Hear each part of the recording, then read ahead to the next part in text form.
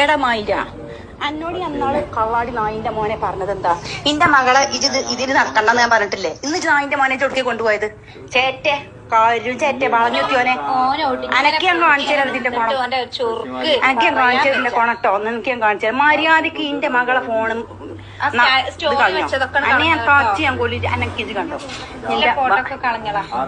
അന്റെ നാട്ടില് വന്നുകൊണ്ട് എന്റെ പേരോടിയ എന്റെ സ്ഥലോടിയൊക്കെ ഞാൻ എന്റെ കാരണം കൊണ്ട് ഇവിടെ എമ്പാടൊന്ന് കിട്ടിയിരിക്കണ് തേഞ്ഞിക്കണ്. ഇനി നാളെ എനക്കും വരുന്നുണ്ട് കേട്ടോ.